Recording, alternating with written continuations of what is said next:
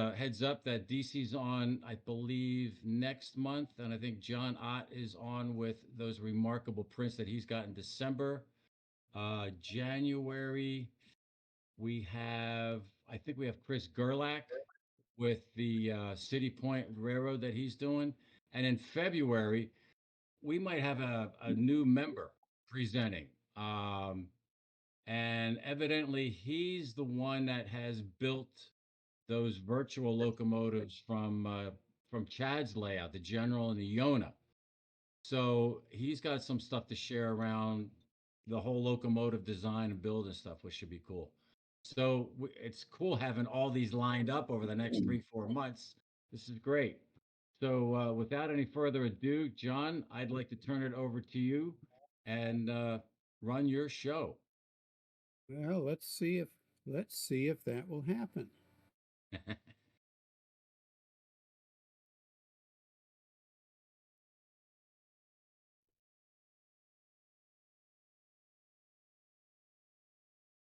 Okay, so um, uh, Life of B&O 316. That's what the title of this presentation is, and it's going to be something a little bit different. Uh, Life of B&O 316 by Edward F. Balmer is an article about four pages of text, and I'm going to read that article, but I'm going to interrupt myself at strategic times to add some background and some kind of flesh out some of the things that he's mentioning and sort of jazz it up a bit. B&O 316 is an 080 locomotive of a class called Jersey Greenbacks. And there's a Jersey Greenback.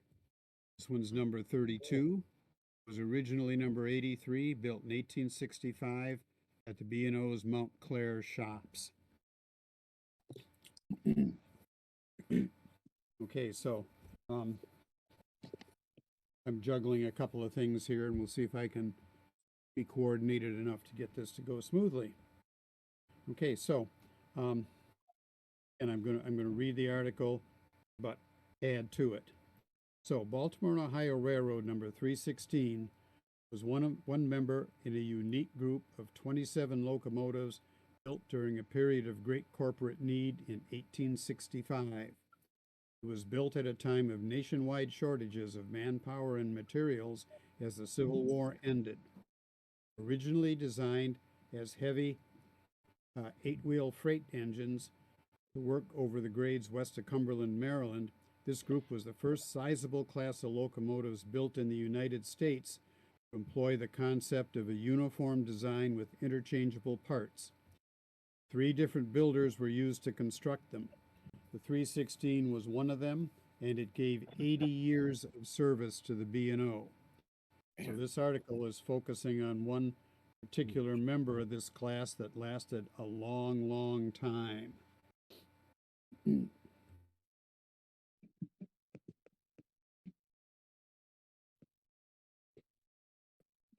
Okay, so, uh, oh, that's not supposed to be there. Ah, Okay, well, we'll ignore that. There'll be more to ignore. Okay, so Thatcher Perkins, the Civil War years B&O master of machinery, laid out the drawings for this new class of eight-wheel freight locomotives before he left the company in 1865. His designs used the same 43-inch driver diameters fitted with wrought iron tires and having 22-inch stroke that were also employed on older Winans Camels and company engines.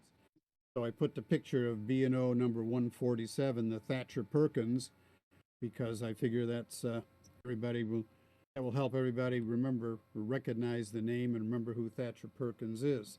mm, Okay, um, and uh,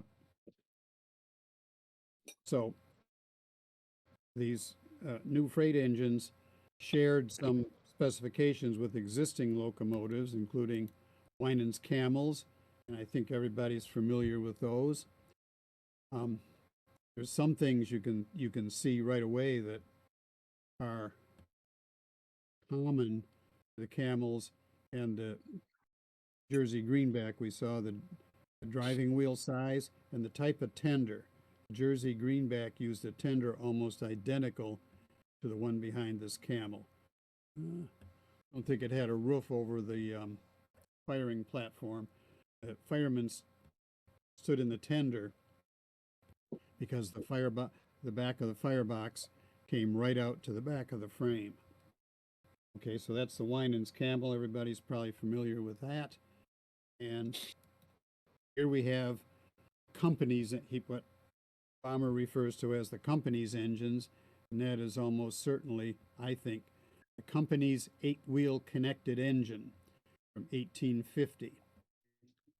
And again, it's got the same size of drivers, the same type of tender. Hmm. It's got more of a cab than the Jersey Greenback image that we saw. An enclosed cab, but still pretty simple. These locomotives, they're built in 1850, but a large number of them were rebuilds of even older locomotives, namely the Winans Mud Digger 080s. Yes. And if anything, and so this was quite the contraption here. Outside framed 080 with the main rod connected to an intermediate crank located above the rear axle and geared to it. So when this thing was running, rods were flying everywhere, and the wheels were so small that evidently, presumably, they kicked up a lot of mud as they were running. You can tell that the antique design of this. It's got the dome-shaped Bury firebox, Yep.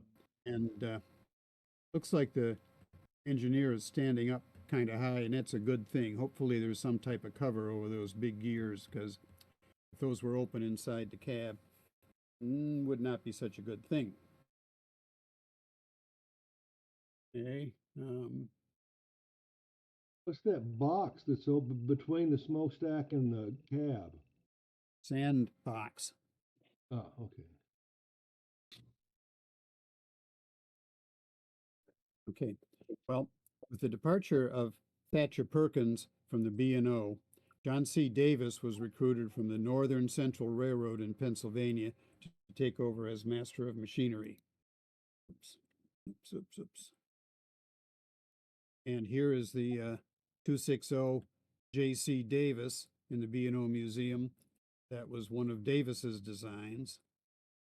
And here is Davis's 460 Camel. It's also in the B&O Museum. And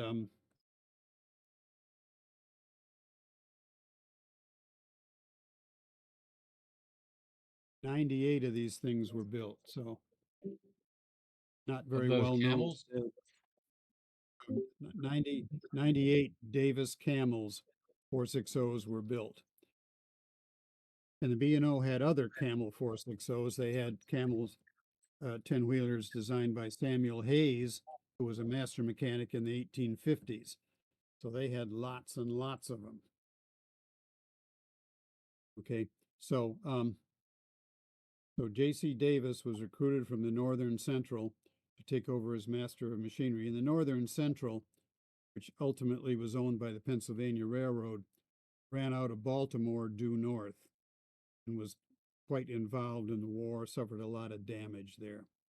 Okay, so Davis quickly put 3 locomotives of Perkins' design into production at the Montclair shop. In June 1865, number 47 was the first engine to roll out. It was followed in July by numbers 83 and 242. While under construction, the 83 was renumbered 32 after the original 83 that had been taken south was located. And that locomotive was to be rebuilt and returned to service. So this is the image. It's the same image of number 32 I started off with, but this is the one out of the article with the caption that's included with the article. Okay, so this shows it Weverton, Maryland in 1871. And I think that's interesting because it certainly has a very um, Spartan sort of a cab. It's basically an open air affair with curtains that could be rolled down for some weather protection for the crew. Right. I kind of would have expected something a little more substantial at that point. And you can see some other characteristics of the locomotive here pretty well. Again, you can see the Winans style tender with the platform hanging off the front for the firemen. Um, these are Perkins style wood beam trucks that were used under a lot of B&O locomotives. You can see that the cylinders are angled a little bit,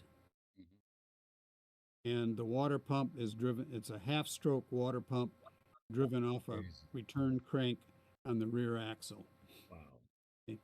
Hey, In spite of these sort of antique features, this is, to my eyes, a much more modern-looking locomotive than some of the old 080s the B&O had. The ones we looked at, the Baldwin 080s, they're pretty primitive in comparison.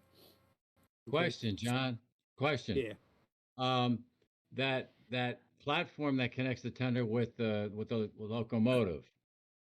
I would imagine when it's not hard locked in, it would pivot, right? If the locomotive went on a turn or a curve. Yeah, it's rigidly attached to the tender frame. But So when the locomotive went around, so the fireman's standing there trying to shovel coal into the firebox, and if the locomotive goes around a tight turn, things are going to be moving around. You know, it was not a fun job firing from that platform, I'm pretty sure. so there You can was a see down, pivot, so the locomotive could make the turn and the tender and the locomotive would actually be on a curve, right? There was a Yes. pivot point in there, whether it was the yeah, where you locomotive can, or the Yes. tender. yeah, well, you can Okay, see right down here is the drawbar between the locomotive and the tender. Here's the pivot I see. with the tender, and there'll be another pivot Oh, in okay. here somewhere where we can't see it. Got On it. the camel locomotives, this on the camel locomotives, the frame stopped right after the drivers, and the firebox just hung out behind, Yeah, and the drawbar went all the way through the ash uh, under the grate and tied in, pinned to the frame back here. So the drawbar was subject to a huge amount of heat, and I think there were frequent drawbar failures. Okay, now uh, we saw a couple of the numbers of the first three of these locomotives built by the B&O, and to continue, a mad scramble of locomotive numbers was used on the new locomotives as some replaced older power. It was customary to reuse numbers as old locomotives were replaced. New numbers were applied to engines added to the roster. Number 242 was the first of these. 24 new locomotives continued from that number. 20 were built by the New Jersey Locomotive and Machine Works in Paterson, New Jersey. 2 were assembled by Remy, Son, and Archbold of Chester, Pennsylvania, using Montclair supplied parts. Montclair also built 2 more of these locomotives by the close of 1865. Now, the New Jersey Locomotive and Machine Works was one of the smaller builders. Like the Danforth Cook Works in Paterson, NJL&M was a descendant of the Thomas Rogers Locomotive and Machine Works, founded in 1837. All 3 builders in Paterson were located either across the street or at the next corner from each other. And um, one of the reasons why I wanted to present this now is because, of course, the group's fall meet visited Paterson, so this is kind of timely in that respect. And now we'll talk about Paterson and locomotive builders and what was going on there. The first question, of course, is where the heck is Paterson, New Jersey? There's New Jersey, but where's Paterson? Okay, there's Paterson. Up in the northeast corner. It's not that far from New York City. Um, and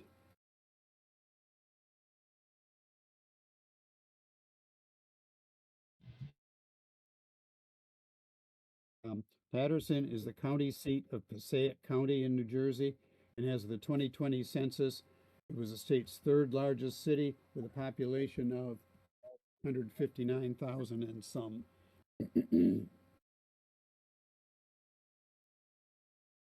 And this 1880 aerial kind of map of Patterson is a little bit of an idea of what it was like. You can see in the map and in the images around it, a lot of smokestacks and a lot of smoke. That was a sign, that was a source of pride in those days. Your city was doing good if you had that. Down here is the Rogers Works, and up here is the waterfalls on the Passaic River, which play an important part in this. Now,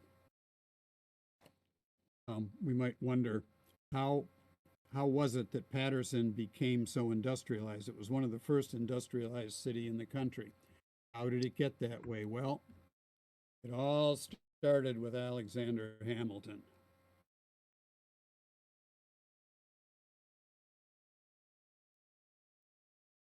Okay, in the early years of the country, the founding fathers had a lot of discussion about what the country was going to be like in the future. Hamilton believed that the future of the United States lay in manufacturing. He and a group of investors got together and they wanted to achieve America's independence from British manufacturers. In 1891, they founded an organization called Society for Establishing Useful Manufactures, or SUM for short. I love it. Okay, and the Hamilton had identified Patterson as a perfect location for industry. Okay, the SUM was set up to harness the power of the Passaic River's Great Falls, and that's what we see in the poster here. This poster was in the Patterson Museum in Patterson. Okay. Now, the authorized capital of the new company was $500,000 back when $500,000 was real money. Hamilton was this was really forward thinking on Hamilton's part. I mean, the Industrial Revolution had just barely begun. You know, it was only 15 years since James Watt built his first steam engine in 1776. So Hamilton was really looking ahead. The charter granted by the New Jersey State Legislature gave the SUM perpetual exemption from county and township taxes. It gave them the right to hold property, improve rivers, build canals, and to raise $100,000 by lottery. And they did this stuff. They improved. They built canals to harness the river's flow. They leased or sold property to manufacturers. They just generally gave Patterson a big kickstart to becoming the industrialized place that it was. And it lasted a good while. By about 1900, it was long apparent that individual water wheels were less efficient than a central station generating hydroelectricity. In 1910, the SUM built a hydroelectric plant that had a maximum capacity of 6,500 horsepower with 4 turbines generating 21 million kilowatts per year. So they did move ahead with the times. Now, here is Patterson Great Falls. I don't know how high it was, but it's pretty obvious that this is going to be able to provide a lot of water power. Now, here's a map here's a sheet from the 1887 Sanborn map showing the area in Patterson where the major locomotive builders were. And Rogers, the first and biggest of them, occupied pretty much this whole city block, plus a whole lot over here on the west side of Spruce Street. Danforth Cooking Company, or Cook as it was known by that time, was over here, a little bit on this block, some more on this block.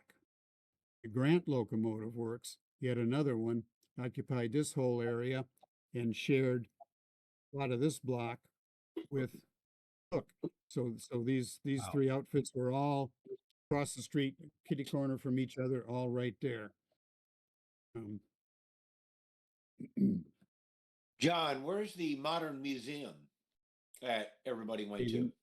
The museum that everybody went to is in, now of all of this stuff, all this locomotive building stuff, only structure left is the Rogers Erecting Shop, and that's here at the corner of Market and Spruce. It's this building right here. This is Okay. where the Patterson Museum is. This is what we visited at the meet. And all of this other stuff is gone.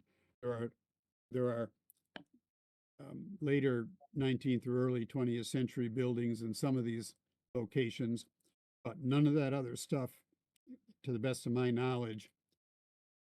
Everything on this map is gone. Understood.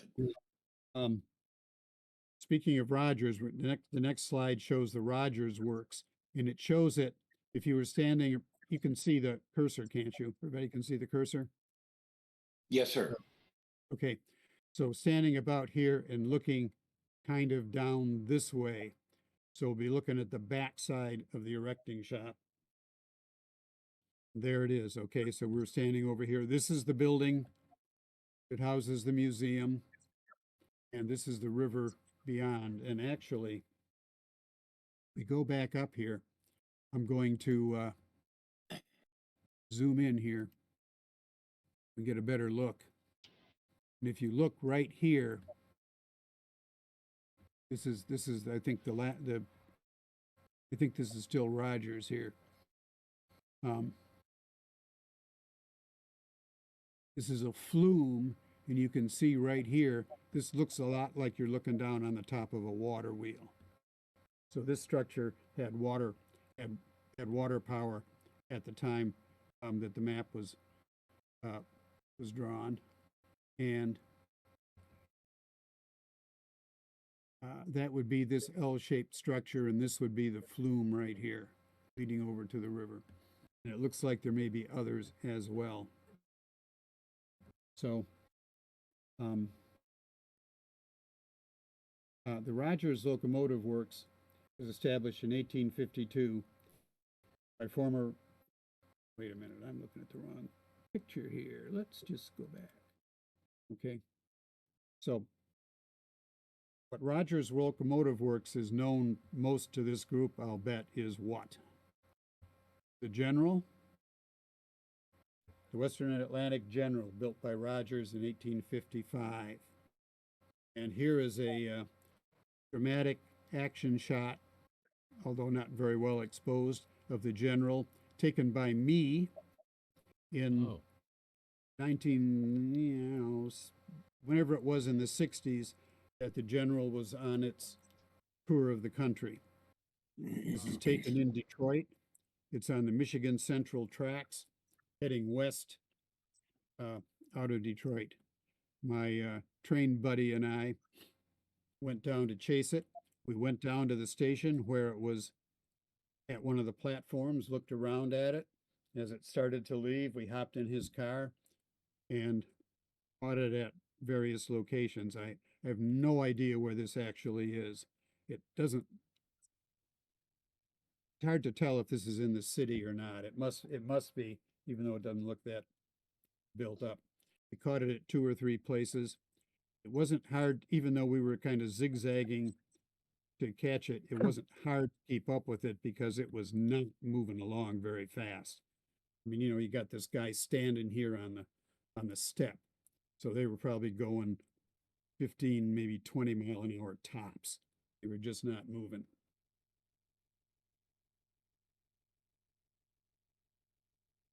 They were Okay. keeping it prototypical, John. I'm sorry? They were keeping it prototypical. Well, that could well be. That could well be. I'm sure I'm sure at 15 miles an hour, it would have run away from a Jersey Greenback.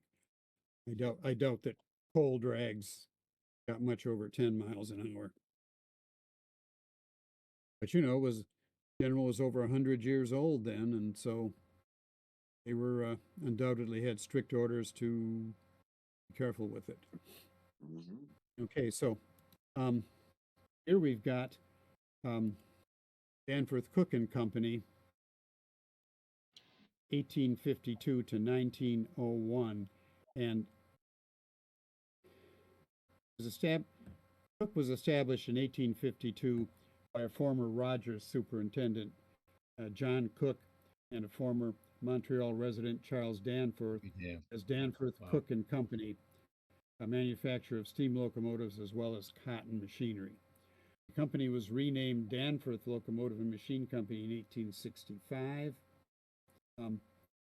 Cook succeeded Danforth as president in 1871 and continued in that capacity until his death, after which Cook's sons, John Frederick and Charles, reorganized the firm as the Cook Locomotive and Machine Works, and continued operating the company until 1901, when it was part of the big merger that created the American Locomotive Company.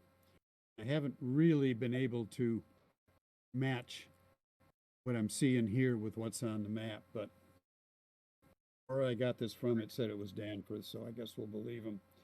And Danforth, of course, is best known as the builder of Western Atlantic, Texas, and here it is in its present form. Make of that what you will. Okay, but we are not really interested so much in those. What we're interested in is the New Jersey Locomotive and Machine Company. This began as Swinburne Smith and Company, formed in 1848, when William Swinburne, who had been a superintendent at Rogers, bought into a small company You notice there's kind of a pattern there. In 1851, incorporated as the New Jersey Locomotive and Machine Company. In 1863, 1864, around there, Oliver DeForest Grant, it would be ODF Grant right here, who was a Wall Street broker, bought stock and renamed the company the Grant Locomotive Works. By 1882, the company owned 157,000 square feet of manufacturing and office space in Paterson, so they were big. But in 1887, big fire destroyed like half of their buildings. A bit later, and the date kind of, what I've read disagrees on the date, but a group of Chicago businessmen convinced the company to move to Chicago. They spent like $1 million on buildings and new machinery, bringing only a few patterns from Paterson. The company built only 24 engines in Chicago before a strike and the panic of 1893 forced it into receivership, from which it did not recover. Okay, so back to the article. NJL&M signed the B&O contract to be the builder of 20 Perkins-designed B&O locomotives, which were to be delivered as quickly as possible. Some refer to these engines as having been built by the Grant Works, but it would be 2 years later when New Jersey Locomotive and Machine was reorganized as the Grant Works. Question may arise as to why the B&O directors selected this company far from Baltimore. Several factors may have influenced the company to secure a contract with the New Jersey Locomotive Works. Baldwin Locomotive Works in Philadelphia at the time was booked with orders for the Pennsylvania, as well as several southern roads. It also had a policy of not building to outside designs, preferring its own instead, and it would only warranty its own designs. Rogers Works, as well as Danforth Cook, were busy with new locomotives for the expanding transcontinental lines of the West. Similarly, the American Locomotive Company in Schenectady, and that's what the article says, but of course, American Locomotive didn't come along till the 20th century. So we ought to say similarly, the Schenectady Works in New York was booked with orders for the New York Central, Delaware and Hudson, Albany and Susquehanna, and some New England lines. Now, in order for 20 identical locomotives for priority delivery and built to a railroad's own design was a large, unusual contract for the time. Most railroads ordered locomotives in small groups of four to six. To get these locomotives, the B&O paid the New Jersey Works the premium price of $20,000 each, including Montclair supplied parts. This was when the average cost of a new heavy freight locomotive was more like $13,000 to $15,000. Now,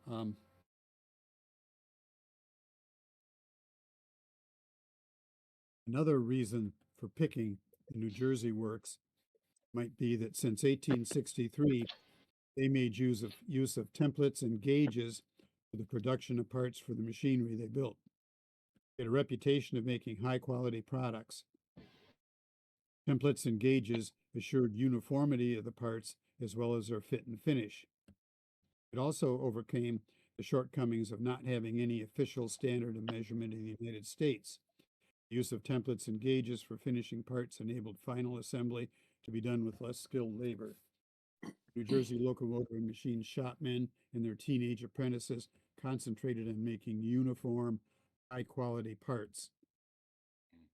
20 New Jersey built locomotives were numbered 243 to 262, and they were painted green, hence the name Jersey Greenback. To speed things along, the B&O Montclair shops provided 80 sets of wheels for their tenders. Luckily, Montclair also loaned patterns for iron castings to better assure identical parts. This is based on the production timing of the Montclair, New Jersey, and the two Chester, Pennsylvania built locomotives. 3 months after completing existing work and tooling up for the B&O contract, New Jersey Locomotive and Machine Works delivered its first 4 locomotives in August 1865. The very first was number 243, which was delivered with a green painted boiler jacket rather than the usual Russia iron, which was rather labor intensive to produce. Boiler jacketing gave members of this class the nickname Jersey Greenbacks or simply Greenbacks, regardless of which company actually built them.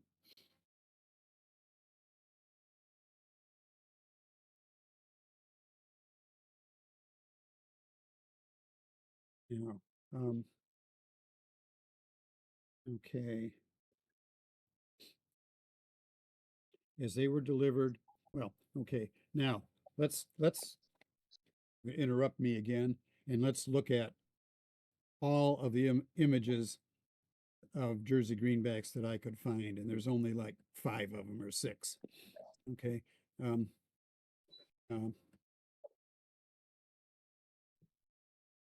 This is a Charles B. Cheney drawing of number 319.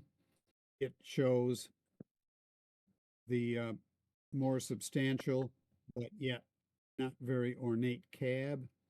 And here you can see clearly what's going on with the fireman's platform. I think the side timbers of the tender frame just extended out here, and this was sort of suspended below. You had the water hose coming out of the tender up to the water pump, driven from a crank on the rear driver. You can see the driver spacing is uneven. Here and here, the drivers are right up tight with each other. You notice that the 2 and 3 drivers are blind, yet there's a bit of space here in between. You can clearly see that the cylinders are slanted, and in this case, we've got a backup light, and that is pretty rare for 19th century locomotives. We got this sand dome looks like it could have come off a Baldwin locomotive, but it's got this tall, skinny, dome-topped steam dome. It's also got a pilot. And if we look now at this photo of number 331, it matches the drawing we just looked at for everything except that it's got footboards instead of a pilot. Okay, it's got the backup light, it's got the same cab, same style of domes. It's, it shows you that that drawing was pretty accurate. Sometimes we look at drawings and think, gee, I wish we had a photo. But, sometimes those drawings are pretty good. Okay. Here's number 261.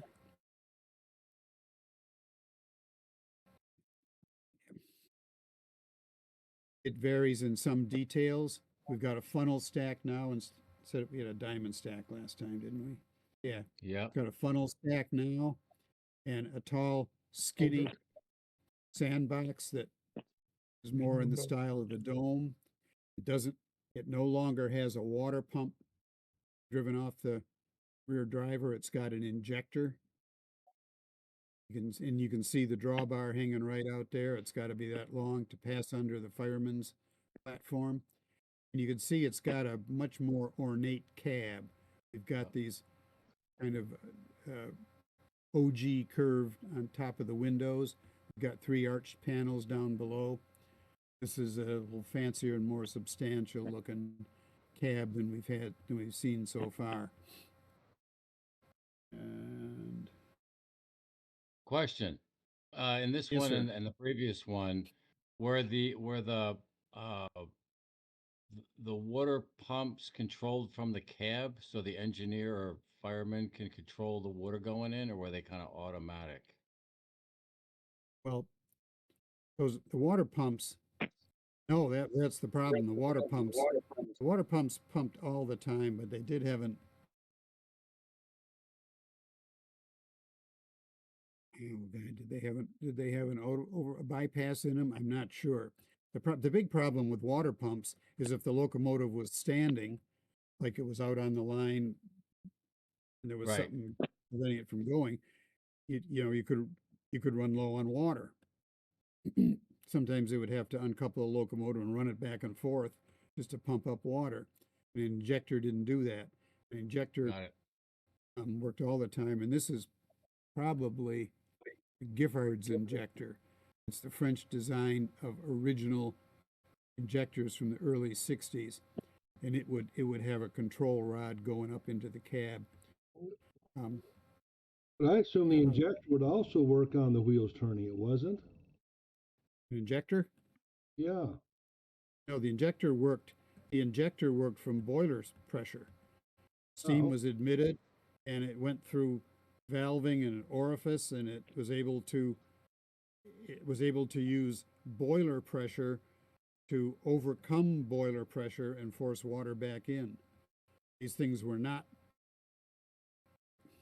It got a lot of resistance from the operating type of railroad men when they were introduced. The pump was easy to understand. Everybody knew what they were.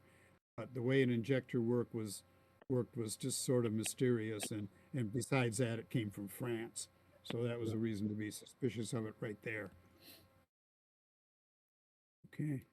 So here's number 262. This one is very similar to the one we just looked at.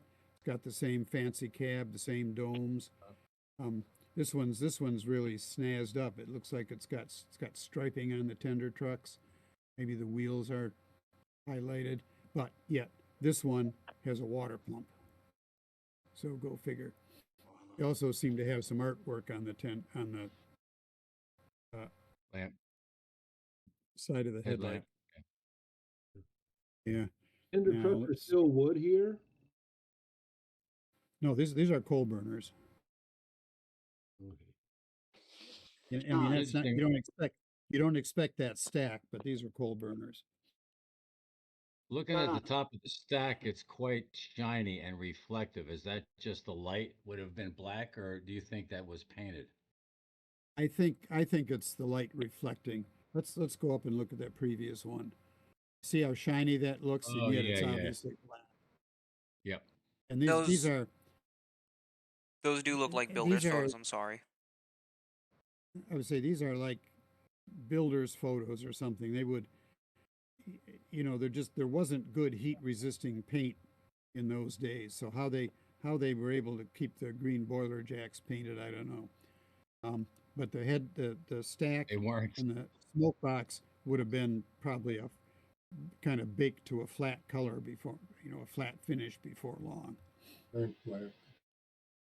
Don, were these the Okay. engines, were these the engines that were also called flexible beam engines? No, No. no. The flexible beam engines, that was a Baldwin design from the late 40s, early 50s. On those, on the Baldwin flexible beam engines, the front two axles were mounted in a sort of a subframe, not really a truck that pivoted, but a subframe that allowed lateral play, side to side play on the front two axles of something I read said up to 3 inches. So that side play allowed the locomotive to negotiate tight radius turns, and that's all very much like model locomotives. They've got a huge amount of slop, side to side slop in the wheels, and that's what lets them get around curves that are, no railroad equipment could ever possibly get around. Okay, here is a view that probably have all seen before. This is at Martinsburg, and we have B&O number 261 here, and it seems to be leading another Jersey Greenback. Can't tell what the number is, but I think that's clearly another one. And to show the influence of, these are the Thatcher Perkins designs, and back here we got what looks like a Perkins 10-wheeler, like the one that's in the B&O Museum. And behind him here we've got a higher cab roof, and this has got to be a Winans Camel. And here we have another view, and this is also at Martinsburg. It wasn't identified, but that's clearly the roundhouse and shop building we just saw. And let me back up a second and look at something. Yeah, how did we, boy, this is real twitchy. Hang on 1 second right there, John. I have a question. Yeah, So over to the right, there looks like a little manual lift of some sort. Any idea what all that is? What all that white stuff is over there? all this here. Yeah. Looks like, it looks like a hoisting boom type of stuff. What I was about to do was zoom in so maybe we can get a better look at it. Yeah, there's pulleys up there, pulleys down here. Wonder what that.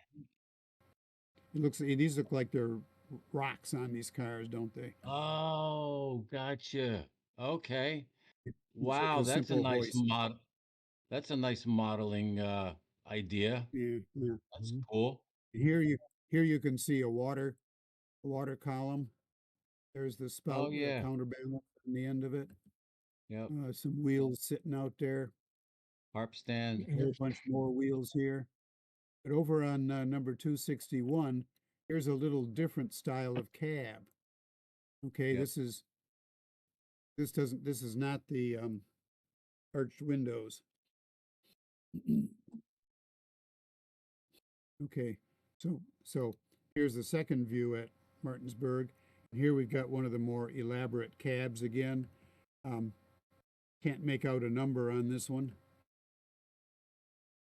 It's got the tall, skinny sand dome here, and it's got a pilot as well, and it looks like flagpoles here at the end of the pilot beams. And there's a 10-wheeler behind it, but that doesn't look like a Perkins 10-wheeler to me. Doesn't look like the wheel spacing is right for that. So, so here it was 1865, and the B&O had just received 27 brand new state-of-the-art freight locomotives, and they must have felt pretty good about that, except, of course, that 1 year later, they were all obsolete, and this baby is what did it. Okay, In 1866, just a year after the Jersey Greenbacks, the first consolidation, which was uh, named Consolidation. See right there, that was the name of the Strange enough, locomotive. it was named Consolidation. And so, yeah, the first consolidation was named Consolidation. It was built, it was designed by Alexander Mitchell of the Lehigh and Mahanoy Railroad, which was owned by the Lehigh Valley, was built by Baldwin. And suddenly it makes everything else look old fashioned. So to get back to the article, oh, go ahead. The idea behind this locomotive was to create greater pulling power for more heavy loads. Well, it was what's behind this one is the pilot truck to allow Right, to allow better tracking and faster speeds. I right. don't know that it was. I mean, it seems like it might have been a little bigger than the Jersey Greenbacks, but not hugely bigger. But the pilot truck just made all the difference in the world. Got it. Mainline locomotives. Over in England, mainline locomotives often didn't have pilot trucks, but here in the U.S. on the crummy track we had, it was a necessity. And this, here we have a modern looking locomotive, and everything else looked to me before it just kind of looks old fashioned. You know why that So getting platform back, on the front is so big? I think what we're looking at, over Yeah. here, the pilot beam is here, and I think these might be massive pusher beams. Some locomotives had them in the east. They were huge, and that could be what it is. Of course, it could be a puddle in the background too. I don't know. That's right. If I may right. interject, But I mean, there's a photo of it at a different angle, and you're correct, John. Those are buffer beams. They was used a lot in helper service. right. Yeah, the anthracite roads, the coal roads seem to have those a lot. Okay, so getting back to the article here, as they were delivered, the Greenbacks went west to haul B&O freight over the mountain grades beyond Cumberland. From 1865 until the arrival of the new E-Class 280 locomotives in 1873, they worked the main line. Gradually, these engines were assigned to lesser duties and branch line work. So the first consolidation was 1866. B&O got their first ones in 1873. They might have been spending the time in the meantime paying off the Jersey Greenbacks. Hard to know. In 1884, the B&O did a system-wide renumbering of its locomotives. The Greenbacks were now numbered 312 to 338. In this process, number 243 became 316. By this time, they were all working branch line and local freight. While several of them, no doubt, were in accidents and derailments over these years, none were totally destroyed.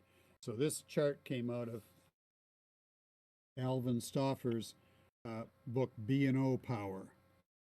And if anybody is interested in the early years of the B&O, that's a great book for it. It's a book I've had since I was in high school. Move. And that was was back when the Greenbacks were new. Alvin Stauffer's co-author, a guy named Larry Sagal, was a B&O publicist and a curator in the museum. So while books published, the 50s and 60s, sometimes as references, leave a little bit to be desired because there's no references in them. I tend to think this book is pretty good because the author got information right from the B&O back when the B&O existed and had records. So now Gee, man. moving on to newer history of these locomotives. 15 Greenbacks were retired in 1897. 4 more followed in 1902. 2 remained in service until 1904. Improvements made on them over those years included steel tires and steel fireboxes replacing the originals. Westinghouse air brakes were added as well, but their appearance was hardly changed. 6 of these locomotives were rebuilt as Class D1 six-wheel switching engines at Montclair in October 1886. Their numbers were 312, 316, 320, 331, 334, and 338, which is what you're looking at here. 4 were New Jersey engines, 1 each, 312 and 338 respectively, were built by Montclair and Son and Archbold of Chester, Pennsylvania. The choices made seem to demonstrate the uniformity of these locomotives regardless of the original builder. So here we have a Jersey Greenback, and you don't even recognize it anymore. It's rebuilt as an 060. Now, as yard engines, they kept their angled 19.5 by 22-inch cylinders, which if we could just get this guy to move, we could see. Their cast iron bar, and this is interesting, their cast iron bar frames were altered to receive larger 50-inch diameter drivers with different axle spacing. So remember in the drawings we've seen before how tight the drivers were to each other? Now these drivers are 6 inches bigger and they're still tight to each other. It looks like there might be a little more space between these, and of course the front, they cut off the front end of the frame, got rid of the first driver set, shortened the whole locomotive up. Okay, now new steel boilers, air brakes, and new tenders completed the job. The locomotives now weighed 83,670 pounds, gaining just over 9 tons of weight. As D1 Class 060 switchers, they worked in the Baltimore area. Locomotive 312 was retired in 1897. 338 followed it in 1902, with the 320 and 321 off the roster by 1907. Number 334 lasted until 1910.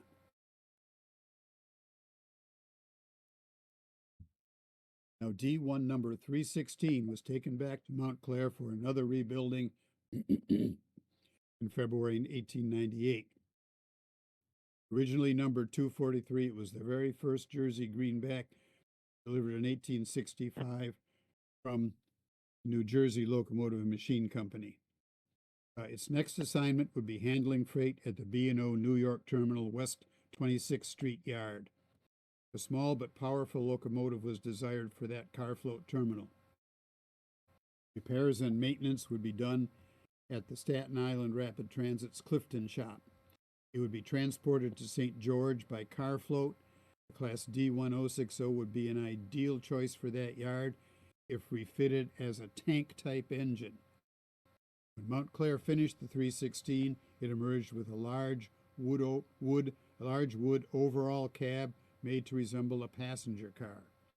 Listed by B&O as a coal-burning, quote, steam motor, big cab was supposed to help avoid frightening the horses along 12th Avenue in Manhattan, or so they thought. So if you've heard the expression of a steam dummy, this is kind of what it was. It had black running gear with a green body, topped with a black roof and lettering in gold. So pretty spiffy. Polished nickel-bearing Monel jackets were applied to the cylinders, and the rods were originally polished as well. The canvas awning was fitted to the rear of the cab to provide some relief from the setting sun's glare. And this is what we're talking about here.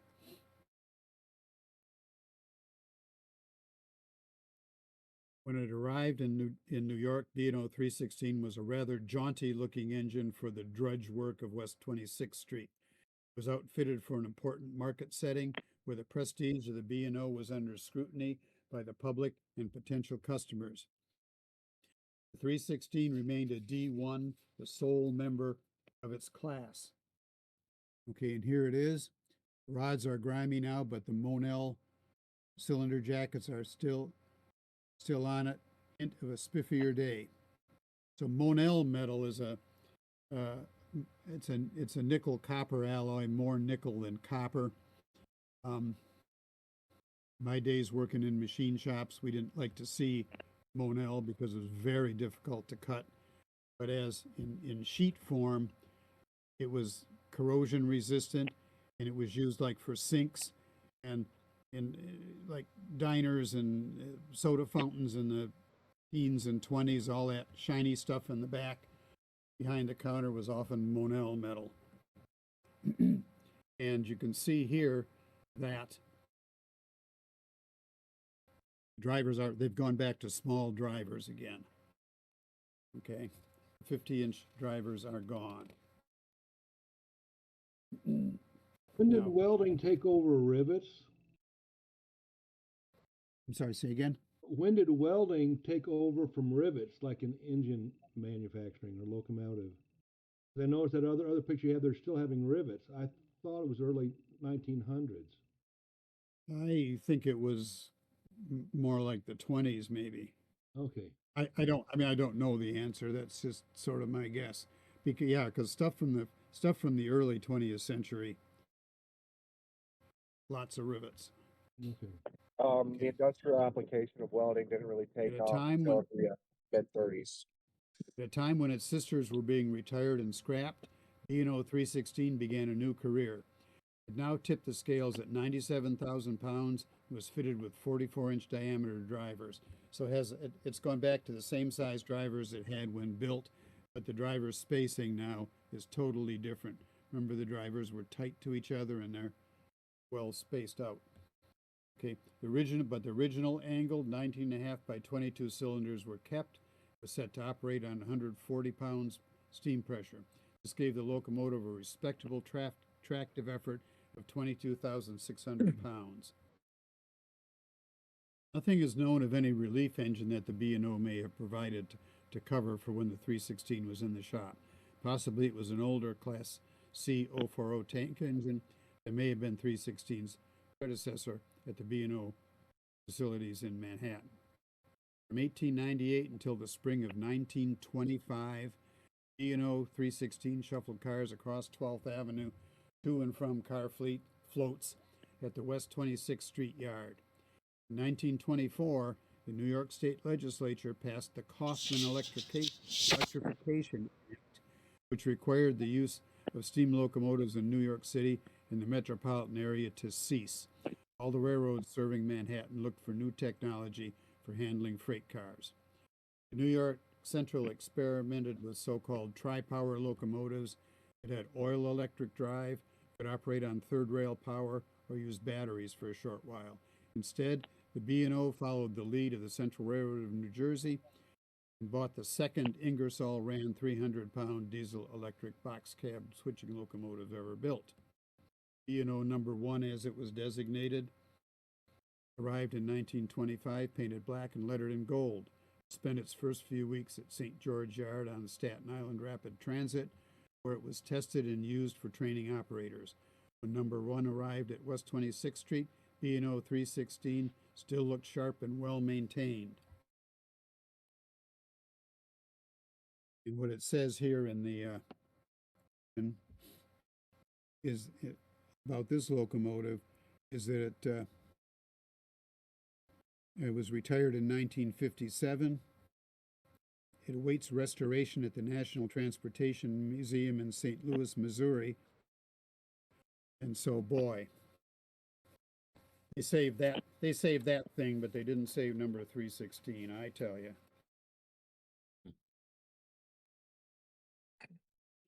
Okay. Even though B&O 316 put in a half century of service, it continued working on Staten Island at the American Dock Company in Tompkinsville and the City of New York municipal piers at Stapleton. B&O 316 returned to Manhattan more than once to cover for the box cab when it was being serviced. It was the Manhattan relief engine until 1943, when the Staten Island Rapid Transit took delivery of its first diesel locomotive. It was a 400 horsepower GE switcher numbered 184. Around 1939, a large wood cab was taken off the 316, no doubt suffering from age and rot. Staten Island Rapid Transit shops rejacketed the locomotive and put on a new steel cab patterned after those on 244T Forney engines that once hauled passenger trains. Plain and purposeful in black, 316 slanted cylinders and odd dome tops still hinted at its ancient origins. Through World War II, B&O 316 worked at the Staten Island piers and also the Clifton shops where it was the shop goat, as the piers and shops are close by each other. Late in August 1946, B&O 316 was retired at last. Few people noted its passing, as it seemed little more than an odd-looking engine long overdue for the scrap heap. The local newspaper, the Staten Island Advance, briefly reported that it was the oldest steam locomotive in service on a Class I United States railroad at the time. Luckily, it was not a story the B&O would enjoy, given its efforts to appear modern and up to date, especially in the New York City area. 81 years and a month after it was built, B&O 316 was taken to Cranford Junction along with several other condemned B&O and Staten Island steam locomotives. Jersey Central hauled them to various scrapyards in the Newark area. Somewhere out in the Jersey meadows, B&O 316 met the torch. It was cut up not all that many miles from the city of Patterson, where it was built in 1865. Locomotive 316 served its owners well. Created in the days following the Civil War with its hand-charged cannons, B&O 16 worked through our nation's westward expansion, 2 world wars, and into the Cold War with its Iron Curtain and atomic bomb. Thatcher Perkins could not have possibly imagined that in 1864, when he put to paper his thoughts on improving 1840s era 8-wheel connected freight locomotives for the B&O Railroad. So there it is now. And that's the article. So, the question we might ask is, after all these rebuilds and after it doesn't look anything like when it was built, how much of the original was left? And the answer is, I think more than we might think. Okay, we know it had a new boiler. We read that, but according to the article, it's the original frame modified, and it's the original slanted cylinders. You can still see the slant angle here, right above this, where it looks like the cylinder jacket got mashed.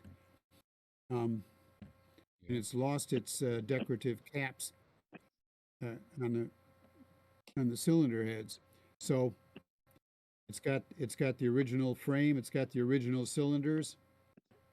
Does that mean it is the same locomotive was built in?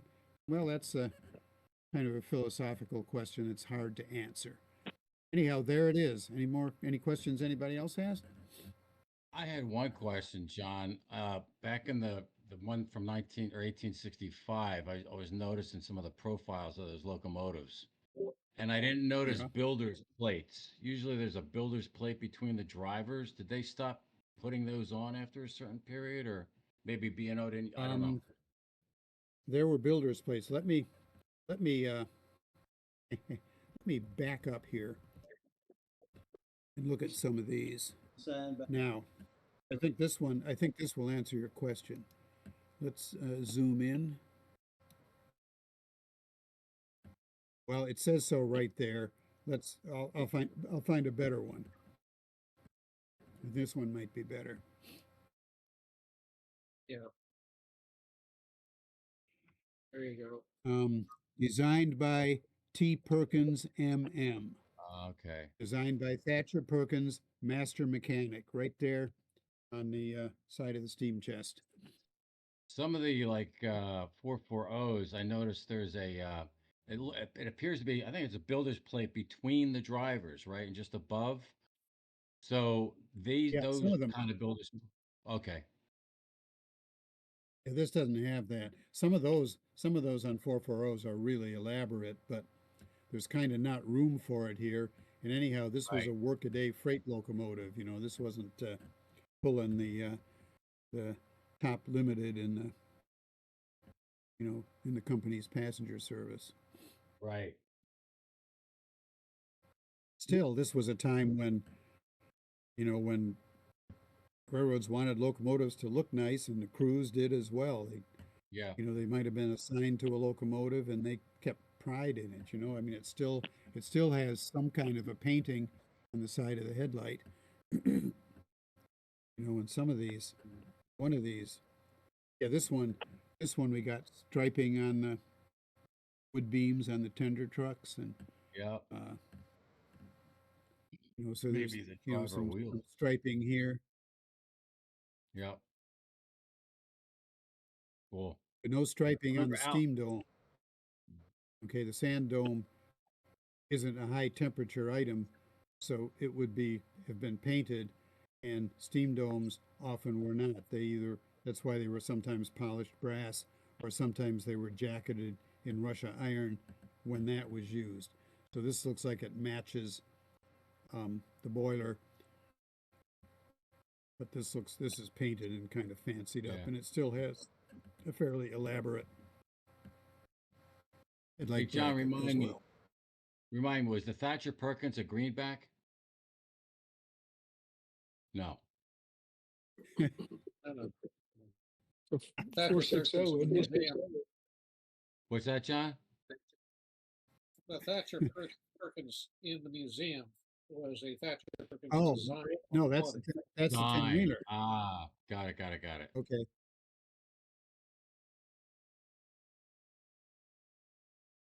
Yeah, there we go. One more. Here's the Thatcher Perkins. That's right. Okay. 460. Yeah. It was used for passenger traffic. Right. Yep. I was remembering Al Mueller's. His was red, and I guess he got it from here. Yeah, Cool. this is not the greatest picture. When we visited the museum 2 years ago, the Thatcher Perkins was nowhere to be seen. It was out somewhere having something done to it, so Right. kind of hard to know what Nice. it was.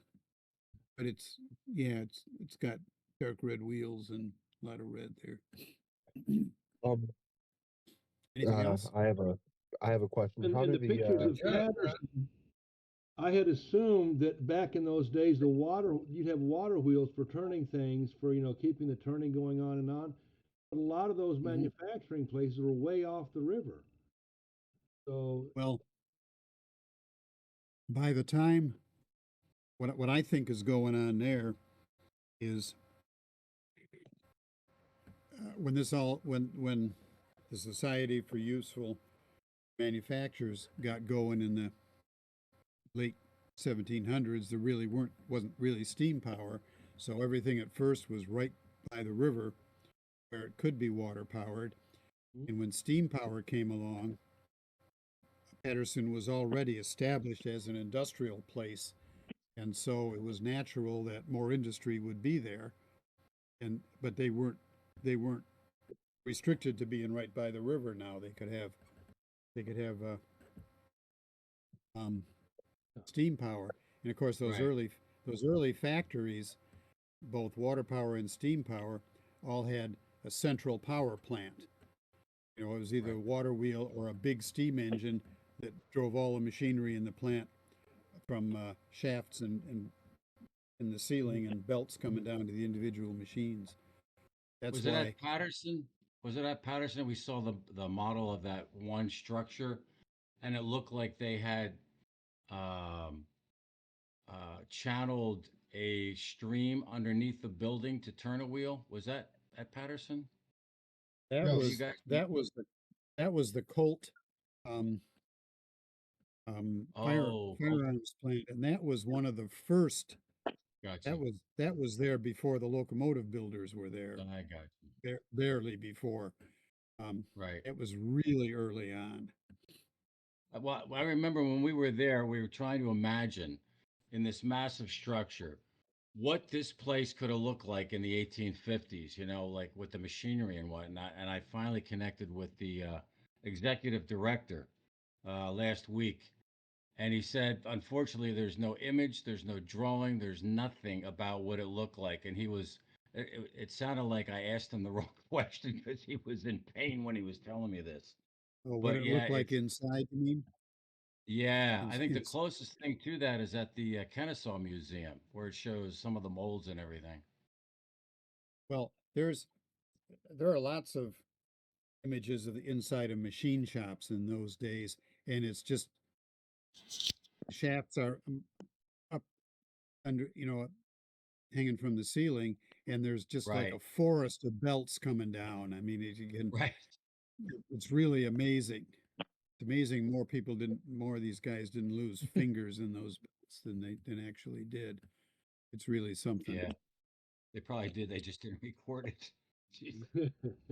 Any more Yeah. questions for John? Any comments? We're good. I have a Good question. job, John. Thank you. Okay, thank you. Hello, Thank you. Hope hello? everybody enjoyed it. Yes. I Oh, will, wait a minute. please. Somebody has a question. Who's got a question?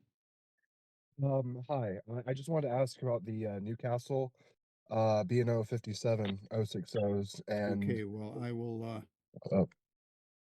I will, close this out and I will exit. Yeah, you can exit your desktop, John, but I believe Yeah. Pokey has a question, Okay. Uh, and he is left. Okay. Well, Um, somebody just asked him a question. Yeah, that person has now left, Oh, unfortunately. But I had a question that both Johns and the call might be able to answer. What were the advantages and disadvantages to the straight versus wagon top boiler design? Obviously, Perkins designed engines that had both. So, what were the differences? well, I Want to think take you that get, one, John? Mr. Ott, Mr. Bopp, Okay. No. go ahead. There was a theory back in the 1840s and 50s that you needed to have space above the firebox for steam, for dry steam, because the thought was that the all the boiling that happened over the firebox would throw up little droplets of water into the steam. That was called wet steam. And nobody wanted wet steam because the water would accumulate in the cylinders and then blow out your cylinder head. So the thought was that if they lifted the roof of the boiler into that wagon top, it would give more space for dry steam to accumulate. That's also the reason why some locomotives had two steam domes, like the original General. You had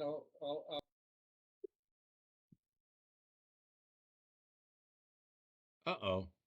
Oh, I believe we lost John. That's a drag. Did you get your answer, I did. Austin? Yes. There's always been a question in mind because uh, the straight boiler and the wagon top were always continually used as designs up even till the 1880s. So that thought, that theory behind it must have been because every builder had versions of straight boilers and wagon tops. So I guess it just depended on the designer. yeah, well, it was a theory, but it doesn't mean that, that all locomotive designers bought into that theory. Okay. Well, gentlemen, it's close to our witching hour. No pun intended with Halloween on the words here. Thank you all for joining. John, thanks so much for putting this together and sharing it with us. And Okay. everybody be well, build something, and we'll see you the third Thursday of every month going forward. Just before we end, I got to make a little announcement. Please. So this is kind of an annual thing. I'm going to start after these these wonderful meetings. If any of you feel free, you guys can join us up in voice chat 1. We'll basically just be putting around for the rest of the night, if not just like an hour, even 30 minutes. We don't know. But if y'all feel inclined, feel free to join. Cool. Thank you. Thank you. Okay. Thank you. Okay. Thank Good you. night all. I will Good remind night. everybody to remember your login credentials for the next one. If you